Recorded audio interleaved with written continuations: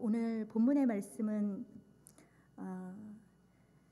참 아름다운 말씀이 아닌가라는 생각을 합니다. 7절의 말씀처럼요, 질그릇과 같은 너희 속에 하나님의 보배를 담으셨다고 하나님께서 말씀하시고 계십니다. 참 이 말씀은요, 우리에게 얼마나 큰 힘을 주고 우리에게 얼마나 큰 소망을 주는지 모르겠다라는 생각을 했습니다. 제가 한 달 전에 이 말씀을 그냥 우연히 읽었습니다. 읽는데 질그릇 속에 담긴 보화라는 보배를 질그릇에 가졌으니라는 이 구절을 읽다가 그냥 눈물이 났어요. 너무 눈물이 나고, 그리고 나서부터 한 달 내내 이성적으로 머리로는 이 말씀이 무슨 말씀인지 해석도 안 되고 이해도 되지 않는데 한 달 내내 이 말씀이 제 삶 속에서 계속 떠오르는 거예요. 밥을 짓다가도 문득 떠오르고, 아동부 모임을 하다가도 문득 이 말씀이 떠오르고, 중보기도 모임을 하다가도 문득 이 말씀이 떠오르고, 모든 상황에 모든 환경 가운데서 계속 보배를 질그릇에 가졌으니라는 말씀이 계속 제 마음속에서 떠오르는 거예요. 근데 이성으로는 해석도 안 되고 뜻도 이해도 가지도 않고, 이성은 마비된 것 같은데 제 속에서 계속 그 말씀이 계속 운행을 하면서 너무 놀라운 일이 일어난 것은 무엇이냐면, 한 달 동안 이 말씀이 저를 막 만져가시더니 제 마음속에 큰 회복과 하나님 치유를 회복하시는 것을 경험하게 됐습니다. 제가 그러면서 깨달은 게 있습니다. 정말 하나님의 말씀은 자우의 날성검과 같아서 그 심령 골수를 쪼개고 그 관절을 쪼개고 그 사람의 신비에 박힌다고 주님께서 말씀하셨는데, 정말 말씀은 운동력이 있구나. 내가 이해하든 이해하지 못하던 그 말씀이 나의 영에 그 말씀이 왔을 때 그 말씀이 얼마나 운동력이 있고 그것이 살아서 우리의 삶 가운데 운행하는지에 대해서 저는 이 말씀을 통해서 많이 깨닫게 되었습니다. 그러면서 오늘 이 말씀을 여러분들과 나누면서요, 사실은 여러분의 삶 속에 이러한 치유와 회복이 오늘 이 시간 여러분의 삶 속에 일어나기를 주의 이름으로 축복합니다. 그리고 정말 말씀이 그냥 말씀이 아니라 우리의 영 속에서 우리의 삶을 운동력 있게 하는 그런 말씀으로 오늘 저녁 이 말씀이 살아 운동력이 있었으면 좋겠습니다. 저의 설교 내용이 아니라 그냥 하나님의 말씀인 이 말씀이 그냥 여러분의 영혼 가운데 여러분의 삶 속에 살아 운동력 있게 역사되었으면 좋겠다는 생각이 제 마음의 소망으로 들었습니다.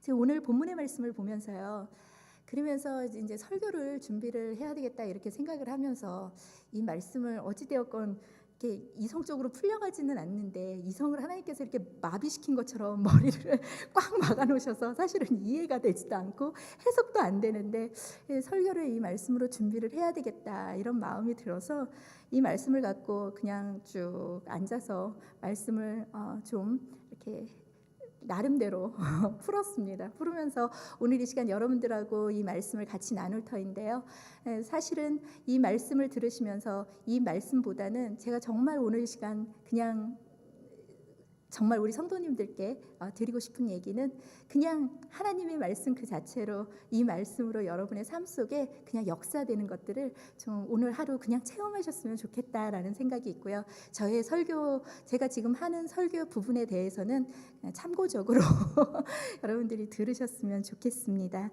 오늘 이 말씀에 질그릇에 보배가 담겼다라고 하는 말씀은요, 굉장히 놀라운 말씀입니다.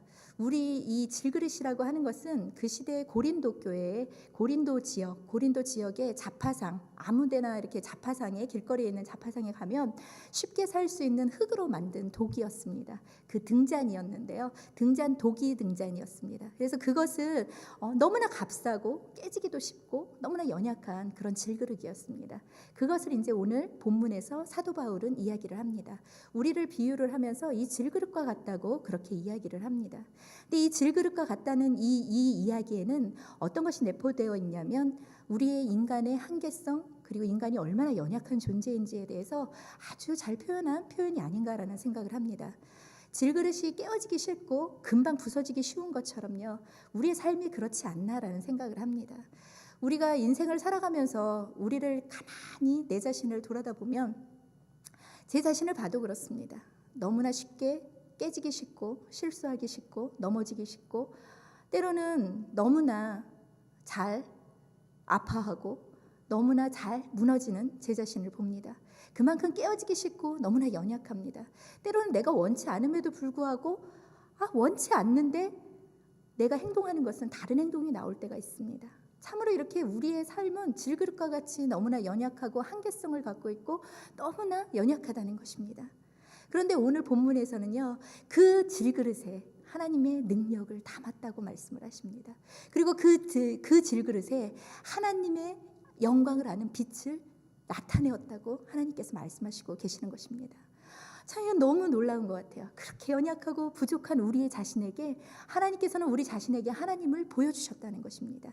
제가 어제 그 맥스 루케이도의 7가지 이야기라는 책을 제가 읽었습니다. 제가 우리 아들들이 읽으라고 이렇게 어린이 책으로 되어 있는 책인데요. 그거를 우리 아들들이 읽으라고 하나 사줬던 책인데 그 책을 굉장히 오랫동안 보지도 않고 놔뒀다가 어제 그냥 문득 그 책을 이렇게 읽었습니다. 근데 맥스 루케이도의 작품을 잘 아시다시피 굉장히 복음을 동화로 아주 재미있고 그리고 유익하게 그렇게 동화로 아주 잘 표현을 한 것을 봅니다. 근데 그 중에 첫 번째 이야기가 뭐였냐면요. 이 7가지 내용은 이제 창조부터 시작을 해서 타락 그리고 구원 그리고 그 중생에 이르는 그리고 마지막 예수 그리스도의 재림까지를 7가지의 동화로 다 엮어서 만들어낸 책입니다. 근데 첫 번째 동화는 창조입니다. 그래서 맨 처음에라는 제목을 가지고 첫 번째에 나오는데요. 그 내용을 보면서 제가 참 너무 재밌었던 게 어떤 거였냐면 하나님과 그리고 천사 미가엘이 둘이 이제 대화를 하면서 이 세상을 창조하기 시작을 합니다. 근데 하나님께서요 이렇게 이야기를 합니다.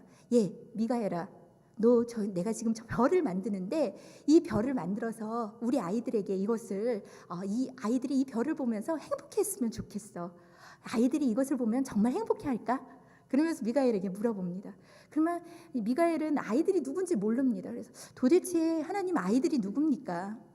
그리고 나서 또 하나님께서는 또 물을 만드시면서 우리 애들이 이 물을 갖고 있으면 얼마나 행복할까? 이 물 속에서 뛰어놀 때 우리 애들이 얼마나 행복할까? 그리고 동물을 만들고 코끼리를 만들고 기린을 만들고 모든 걸 만들면서 하나님은 계속 얘기합니다. 우리 아이들을 위해서 나는 이거를 만들고 있어. 우리 아이들이 이곳에서 즐겁게 뛰어놀고 이것을 통해서 꿈을 꾸고 이것을 통해서 나를 알게 될 거야. 나는 이것을 통해서 우리 아이들에게 행복을 주고 싶어 라고 막 계속 이야기를 합니다. 그러면서 이 미가엘이 나중에 그렇습니다. 그럼 하나님 아이들을 이제 만들 시간이 되었어요. 이제 6일째가 된 거예요. 그래서 6일째 되는 날 이제 미가엘이 얘기를 합니다. 하나님 이제 때가 된 것 같습니다. 그래서 어떻게 아이들을 만들까요? 근데 하나님께서 어떻게 아이들을 만드냐면 바로 인간을 창조하시는데 그 인간을 창조하실 때 하나님의 그 안에서 하나님의 빛을 꺼내셔서 그 빛을 가지고 인간을 만드시는 장면이 나옵니다. 그러면서 미가엘이 얘기해요. 하나님 그 빛은 당신의 일부분이지 않습니까? 바로 당신의 일부분으로 가지고 아이들을 만드십니까? 그때 하나님께서 뭐라고 말씀하시냐면 그래 나의 일부분으로 나의 아이들을 만들었기 때문에 이 아이들은 바로 나의 자녀란다라고 그 책에 쓰여져 있는 것들을 이제 그 동화로 이제 그렇게 푸른 것들을 봤습니다. 그걸 보면서 무슨 생각을 했냐면요. 오늘 질그릇에 하나님께서 하나님을 아는 그리스도를 아는 하나님의 영광을 아는 빛을 우리에게 주셨다고 오늘 본문은 이야기합니다. 그런데요. 맞습니다. 하나님의 빛을 통하여서 우리를 창조하셨고 우리를 만드셨습니다. 그렇기 때문에요. 우리는 하나님의 일부분으로 만들어졌고 하나님의 일부분이 우리 안에 존재하고 있다는 것입니다. 그래서 그 빛이 우리 안에 우리가 원하든 알지 못하든 알든 어떻든 간에 우리는 창조 때부터 하나님의 빛을 우리 속에 담으면서 우리는 이 땅에 존재하고 있다는 것입니다.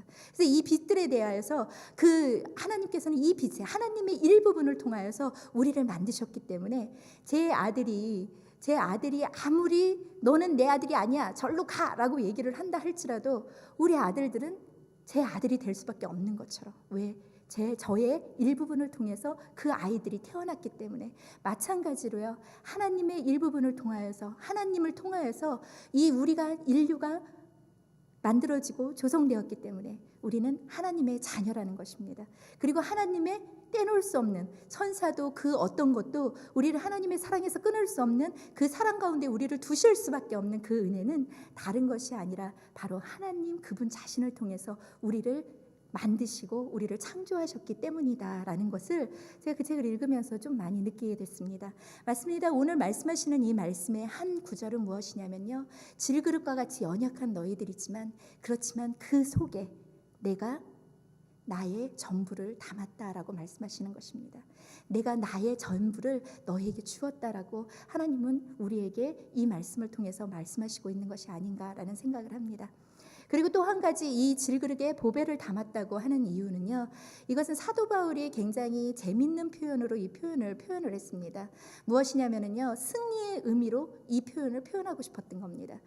그 로마 시대 때는요, 로마 그 군인들이 그 전쟁에 나가서 승리를 하고 돌아옵니다. 승리를 하고 돌아올 때 그 승리의 그 개선 행진을 해오지 않습니까? 그러면 막 빵빠레가 울리고 그 개선 장군들을 막 이제 맞이를 합니다. 그렇게 막 전진해서 들어오는 그 개선 장군들이 들어올 때 뒤에 그 따라오는 보화들, 그 전쟁에서 그 갖고 왔던 그 수많은 노획물들, 그 금은 보화들을 어디에 담아서 갖고 들어오냐면 질그릇에다 담아서 그거를 갖고 개선 장군들이 들어옵니다. 그 모습을 보면서 사도 바울은 그거를 비유하면서 오늘 이 표현을 사용하고 있는 것입니다. 바로 무엇이냐면요, 그리스도인들은, 질그릇에 보배를 담은 그리스도인들은 이미 여러분들은 승리의 삶을 살고 있다는 것을 표현해주고 있는 것입니다. 여러분의 삶 속에는 이미 승리의 개선의 노래가 이미 여러분의 삶 속에서 울려 퍼지고 있다는 것들을 사도 바울은 표현하고 싶었던 겁니다. 그래서 오늘 이러한 표현을 가지고 이 성경에서 이야기를 하고 있는 것입니다. 제가 그 세들백 교회 덕필즈 목사님의 그 설교 내용인데요. 예전에 저희 목사님이 그것을 이렇게 번역을 하신 적이 있어요. 설교 번역을 아르바이트로 하신 적이 있어갖고 그 번역한 것을 이렇게 갑오처럼 저희 목사님이 이렇게 한국부터 여기까지 갖고 오고 이사 다닐 때마다 다른 건 다 버려도 이제 그 번역한 이만한 두 뭉치의 그 설교 그 번역본들을 이렇게 꼭 갑오처럼 들고 다닙니다, 저희가. 근데 저는 한 번도 뭐 그걸 펴보지도 않았어요. 펴보지도 않았는데 얼마 전에 그게 너무 펴보고 싶은 거예요. 그래서 그걸 이렇게 딱 펴서 그거를 읽는데 그 중에 한 가지 제목이 눈에 확 들어오더라고요. 뭐였냐면 낙담되십니까? 힘을 내십시오 라고 쓰여져 있는 설교문이었습니다. 그래서 제가 그 설교문을 이렇게 읽고 있다가 너무 제 마음에 너무나 도전이 되고 막 행복한 그런 말씀이 딱 그 비유가 들어있는 거예요. 그래서 그 비유를 딱 보면서 참 좋다라는 생각을 했는데, 그게 뭐였냐면 이 딕필즈 목사님이 그 우리 교회도 이렇게 여름에 소프트볼 대회를 하지 않습니까? 미국도 그러나 봐요. 그래서 그 세들백 교회도 그 주변에 있는 교회들과 함께 소프트볼 대회를 했던 것 같습니다.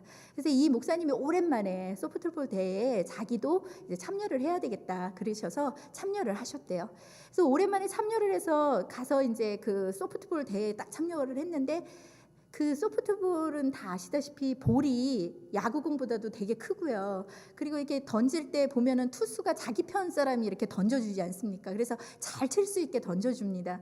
그런데 이 딕필즈 목사님이 참 애석하게도 딱 그 그라운드에 나가서 삼진 아웃을 당한 거예요.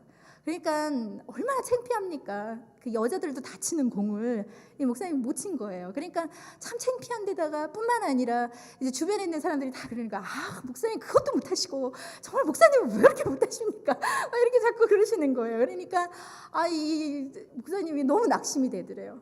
정말 제 자책도 되고 왜 나는 그것도 못 칠까? 나는 왜 삼진 아웃을 당했을까?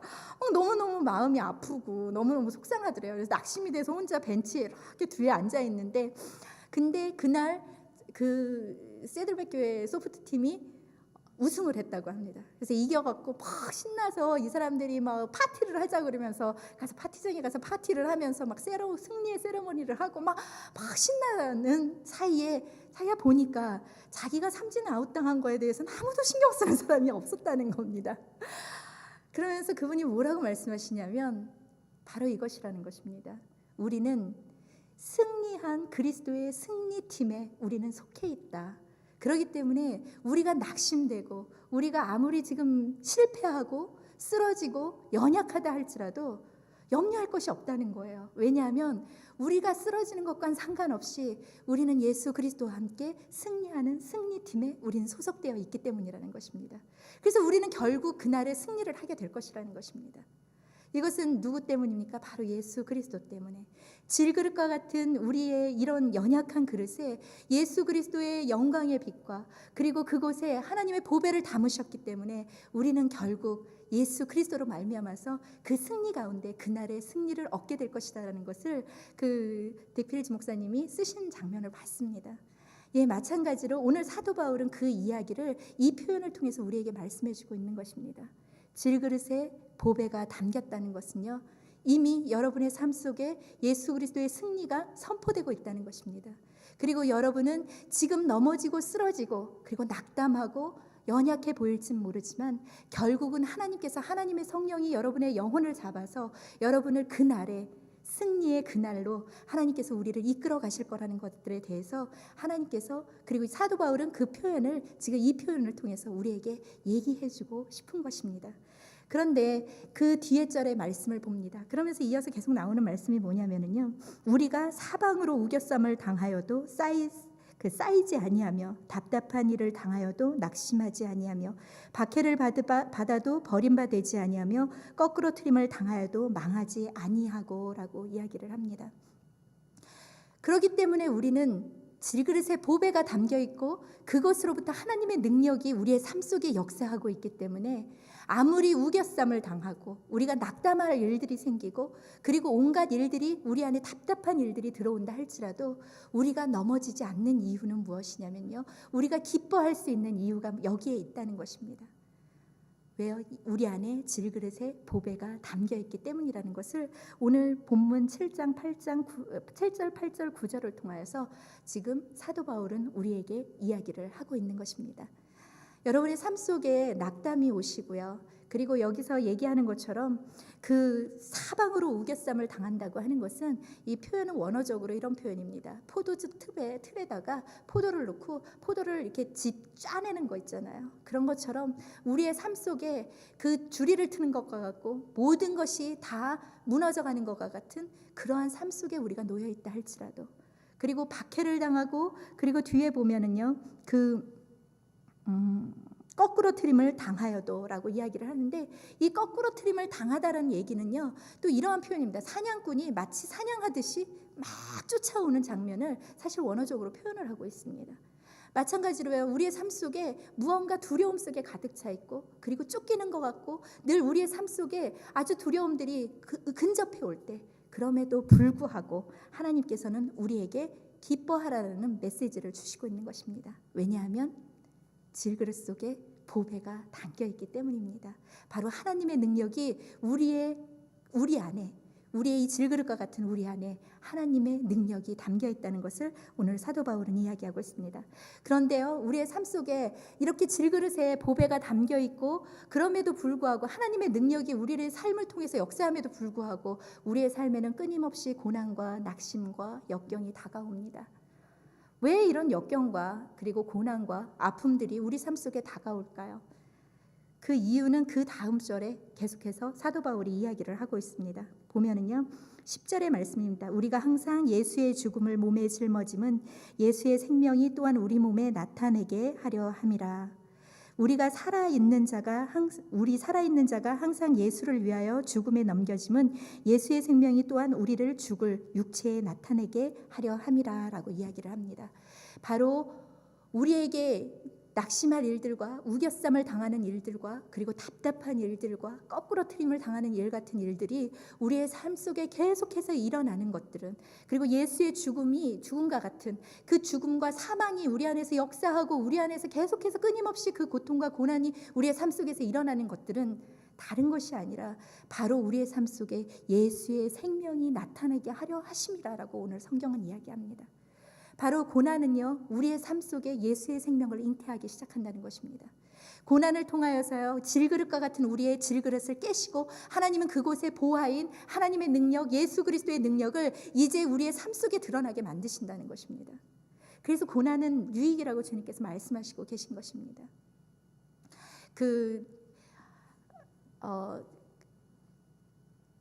하나님께서 우리의 고난의 시간들을 많이 통과를 하게 하면서 우리가 뭐 욥기를 지난번에도 새벽에 우리가 계속 욥기를 묵상하면서 사실 욥기에 대해서도 얘기하며 고난에 대해서 많이 이야기했지 않습니까?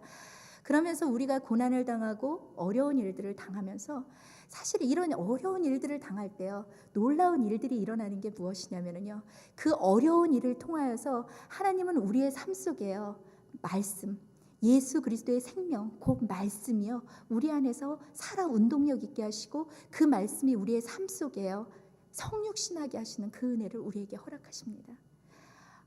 말씀이요, 이렇게 앉아서 그냥 들을 때요, 우리가 그 말씀을 참으로 이해한다는 게 쉽지가 않습니다. 그리고 그 말씀이 우리의 삶 속에 살아 운동력 있어서 역사하는 그 말씀으로 막 운동력 있게 역사할 수 있는데, 그런데 그러한 일들은 아주 미비한 것일 수 있다는 것입니다. 더 중요한 것은 무엇이냐면요, 말씀이 정말 우리의 삶 속에 녹아지고 말씀이 내가 되고 내가 말씀이 될 수 있는 그 말씀 안에서 살아가는 그 삶이 일어나기 위해서는 반드시 고난과 역경을 통하여서 그 말씀이 성육신 되는 것들을 우리가 경험을 하게 된다는 것입니다. 제가 이 말씀을 한 달 동안 계속 말씀이 저 안에서 계속 운행하면서 제 안에서 저를 회복시켜 갔다고 말씀을 드렸는데요, 그 말씀을 제 안에서 역사하고 운동력 있게 역사하면서 사실은 이성으로 이해되어지는 것이 아니라, 이 말씀을 제가 입으로 설명하는 것이 아니라, 이 말씀이 내 영 안에서, 이 말씀이 정말 그렇군요, 하나님, 나같이 연약한 이 질그릇과 같은 내 육신 안에 하나님께서 하나님의 능력을 담으셨군요 라는 고백이 제 입에서 터져 나오게 한다는 것입니다. 마찬가지로요, 여러분의 삶 속에 어떠한 고난을 통과할 때 하나님께서 그 고난을 통과하면서 하나님의 말씀을 여러분의 삶 속에 입혀주시는 경험들을 여러분들이 하셨으리라 믿습니다. 요셉이 얘기합니다. 하나님께서 자기를 착고에 채워서 자기 영혼을 마치 착고에 채워서 묶어놓고 꼼짝도 못하게 만들면서, 그러면서 자기 염통에다가 화살을 계속해서 쏘고 있는 그런 고통 속에 자기가 놓여 있었다라고 시편에서 이야기를 합니다. 근데 그렇게 이야기를 하면서 뭐라 하냐면, 그런데 말씀이 나를 단련하였다고 그럽니다. 그 고통과 고난 속에서 말씀이 나를 단련하였다고 요셉이 고백을 합니다.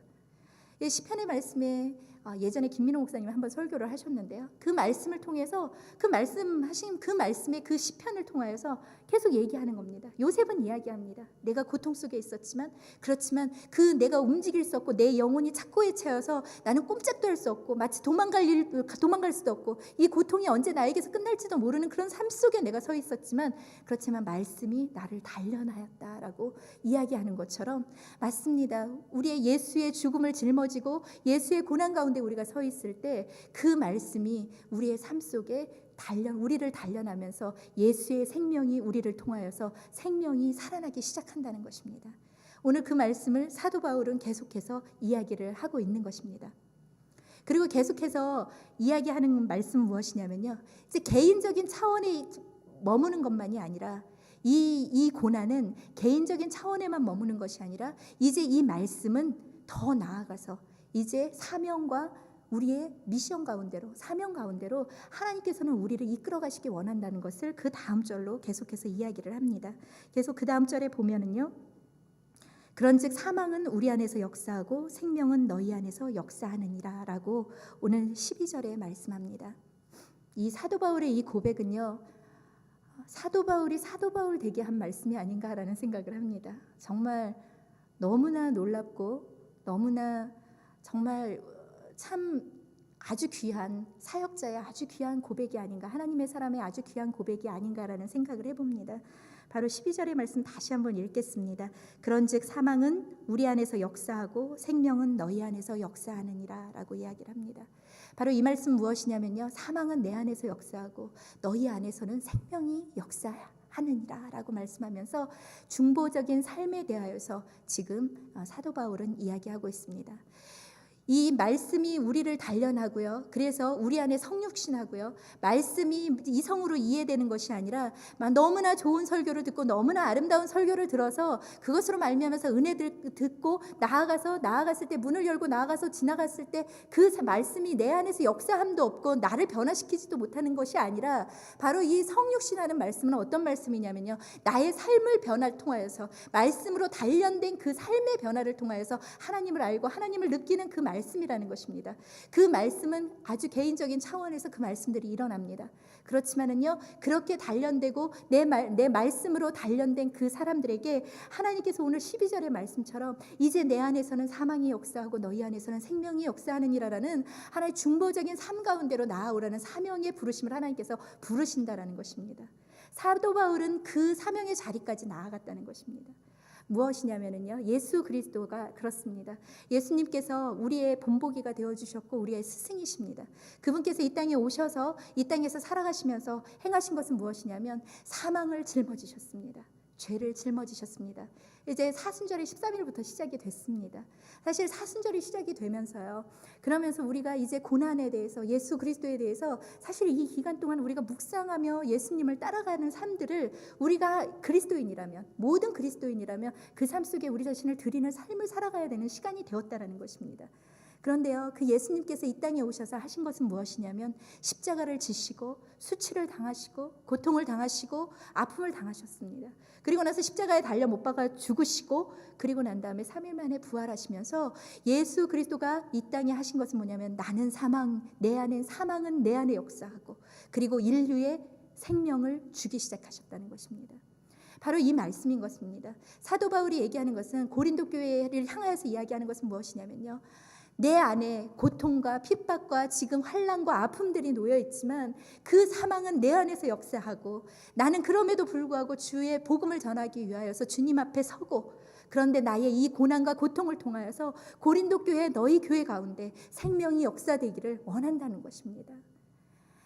중보라는 것은요, 이 예수 그리스도께서 사실은 우리에게 아주 아름다운 중보의 본을 보여주셨고 그리고 유일한 중보자, 이 땅에 오로지 유일한 중보자가 바로 예수 그리스도십니다.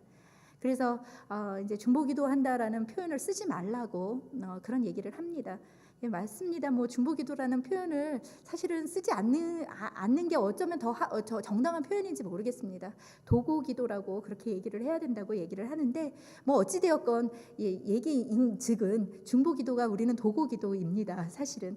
그러면서 사실은 오로지 한 분 대신 중보자를 향하여서 우리가 그 연약한 사람들과 그리고 무너진 땅을 향하여서 갖고 주님 앞에 나아가는 그 은혜 가운데 우리가 선다는 것입니다. 중보적 삶이라는 것은. 그러면서 중보 기도를 통해서도 나아가기도 하고요. 사실 삶을 통해서도 우리가 중보의 삶을 살아갑니다. 그래서 중보적인 기도를 하기 시작을 할 때 제가 그 어느 한 분이 저한테 그런 얘기를 하시더라고요. 그 자기가 예전에 그 중보하는 사람들을 보면서 참 이상하게 생각을 했대요. 왜냐하면 중보한다고 하면서 맨날 수심이 가득한 표정으로 맨날 그리고 돌아다니는 게 참 보기가 참 아주 도대체 예수를 믿으면 기쁨이 충만해야 되는데 왜 저렇게 얼굴에 수심이 가득할까, 이런 생각을 하셨다 그래요. 근데 이분이 중보의 깊은 은혜 속에 중보를 하면서 깊은 은혜 속에 들어가시면서 왜 그 사람들이 그런 수심에 가득 찬 얼굴로 그렇게 다닐 수밖에 없었는지에 대해서 지금은 이해할 수 있습니다라고 이야기하는 것을 들었습니다. 예, 맞습니다. 사실은 사망이 임한다고 해서 우리가 기쁨을 상실하는 건 아닙니다. 왜냐하면 기쁨은요, 웃는 것이 아니라 하나님으로부터 우리의 영혼 가운데 부어주시는 아주 생수와 같은 그 희락과 기쁨이기 때문에 그렇습니다. 이것은 그냥 우리가 웃고 즐거워하는 해피와 완전히 다른 의미의 조이입니다. 정말 하나님께서 우리에게 부어주시는 그런 은혜인데 이런 은혜가 상실했다는 얘기가 아닙니다. 이 해피 그리고 즐거움, 이런 것들이 중보자의 마음속에서 상실되어져 간다는 것입니다. 왜 그것을 내려놓게 되냐면 이 땅을 바라보면서 사망에 죽어가는 사람들을 향하여서, 그리고 이 땅에 수많은 죽어져가는 사망의 모습들을 바라보면서 사실은 그것 때문에 그 사망 때문에 그 사망을 어떻게 해야 될지 모르는 아버지의 그 마음, 오늘 저희가 찬양했던 것처럼 아버지의 마음, 아버지의 눈물이 있는 곳에 우리가 있기를 원한다는 것처럼 그 자리에 선다는 것이 바로 사망은 내 안에 역사하고, 그리고 내가 그 자리에 서서 주님 앞에 기도하며 하나님 앞에 그 마음으로 주님 앞에 설 때, 그럴 때 생명이 그 안에, 너희 안에 역사하게 되어진다는 것입니다. 그 사망의 음침한 그 땅 가운데 생명이 역사되어지고요, 그 죽어져가는 영혼이 소생함을 얻고, 그리고 그 우울한 곳에 놓여져 있던 영혼들이 소생함을 얻는 이러한 중보적 은혜들이 사실은 이 은혜 가운데 우리의 삶을 통해서 일어나기 시작한다는 것입니다. 중보는 기도 이상의 삶입니다. 기도하는 것도 굉장히 중요한 의미를 갖고 있지만은요, 중보전 삶을 산다는 것은 더더욱 큰 의미를 갖고 있습니다. 그래서 때로는 내가 겪지 않아도 될 삶들을, 중보적 삶을 살아가는 사람들에게는 하나님께서 허락하시기도 합니다. 그래서 때로는 너무나 깊은 좌절에 빠지게도 하시고, 너무나 깊은 우울증에 빠지게도 하시고, 이 모든 것들을 통하여서 사망이 우리 안에서 역사하지만, 그렇지만 그 안에, 그 사망이 있는 곳에, 그곳에 생명이 역사될 때까지 하나님께서 우리를 통하여서 하나님께서 그 일들을 행하여 나가신다는 것입니다. 오늘 사도 바울도 그 이야기를 하고 있습니다. 사망은 내 안에서 역사하고, 그리고 그 사망이 역사되지만 생명은 너희 안에서 역사하기를 원하노라. 저는 우리 중앙교회 성도님들이 올 한 해 이러한 중보적 삶 속에 우리가 사명감을 가지고 섰으면 좋겠다는 생각이 듭니다. 그래서 정말 무너져 가고요, 지금 이 시대를 바라보면서 많은 사람들이 참 많이 한탄하고 정말 마음이 아파합니다. 정말 중보기도 제목들을 이렇게 세계에서 올라오는 수많은 중보기도 제목들을 바라보고 있으면은요, 정말 이거는 정말 뭐라고 표현할 수 없는 그런 아픔들이 너무나 많다는 것을 느낍니다. 우리는 캐나다 땅에서 참으로 평화롭게 살고 평안한 삶을 유지하고 살아가지만, 이곳에 있는 평안한 삶 가운데 놓여져 있는 사람들이 행하여야 되는 것은 그 고통받는 땅에 있는 그 사망의 역사들을, 이제 사망은 내 안에 역사하고 그곳에 하나님의 생명의 역사와 예수 그리스도의 생명의 역사가 일어날 수 있도록 우리가 그들을 향하여서 기도하고 중보하며 그 삶 가운데 나아가는 것을 하나님께서 우리에게 원하는 것이 아닌가라는 생각들을 해보게 됩니다. 우리 중앙교회 성도님 여러분들 모든 분들과 마찬가지로 저도 마찬가지고, 하나님께서 질그릇과 같은 우리를 부르셨고요, 우리 질그릇과 같은 우리의 몸속에 하나님의 영광과 하나님의 아름다움을 담으셨습니다. 이제 이 귀한 은혜를 주신 이 은혜를 그냥 우리가 좋은 대로 쓰는 것이 아니라, 그래 나는 능력이 있어, 하나님의 능력이 내 안에서 나와, 이 차원에 머무는 것이 아니라, 이제 예수 그리스도와 함께, 하나님과 함께, 사망아 너는 내 안에서 역사하고 생명은 너희 안에서 역사하기를 원하노라라는 고백 가운데 우리 성도님들이 올 한 해 서는 그런 은혜가 있기를 주의 이름으로 축복합니다. 우리 좀 같이 기도하겠습니다. 하나님 아버지, 그렇습니다. 우리가 하나님의 뜻 가운데 설 수 있기를 간절히 소망합니다. 하나님, 너무나 이기적이고 사실은 하나님 너무나 내 자신만 바라보는 그런 마음들이 너무나 많습니다. 그래서 하나님의 마음, 하나님, 그리고 다른 사람의 아픔, 하나님, 이런 것들을 바라볼 여유가 사실은 저희 안에 너무 없는 것을 하나님 고백합니다. 때로는 하나님, 내 일만으로도 힘에 버거워서 하나님, 내 일의 문제만이라도 해결이 되고 그 다음에 하나님 그 다음에요 라는 고백을 할 때도 얼마나 많은지 모릅니다. 그러나 하나님, 이 시간 우리가 하나님께서 우리에게 보여주신 이 큰 사랑과 큰 위로를 하나님 우리의 삶 속에 이 시간 담을 수 있도록 하나님 축복하여 주시옵소서. 그래서 하나님 아버지, 사도 바울이 오늘 고백한 것처럼 사망아 너는 내 안에서 역사하고 그리고 생명은 너희 안에서 역사할지어다라고 고백했던 것처럼, 하나님, 우리가 그러한 하나님 아버지의 마음과 중보적 삶 가운데로 우리가 나아갈 수 있도록 하나님 우리를 축복하여 주시옵소서. 그래서 하나님 아버지, 하나님의 백성들이 가는 곳마다 하나님 그곳에 생명이 살아나며 그리스도의 역사하심이 살아날 수 있는 그 은혜가 하나님 우리를 통하여, 질그릇과 같은 우리를 통하여 일어날 수 있도록 주님 축복하여 주시옵소서. 하나님, 이 시간 우리 자신을 드리기 원합니다. 하나님, 우리 자신을 하나님께 내어드리기를 원합니다. 하나님, 이 시간 만져주시고 하나님, 이 시간 한 사람 한 사람 안수하시며 하나님, 이 시간 주님의 그 사랑의 손길로 하나님 치료하시고 하나님, 이 시간 하나님 회복시켜 주시옵소서. 하나님, 그렇게 인도하시고 역사하실 그 하나님을 찬양하며 예수 그리스도의 이름으로 기도드립니다. 아멘.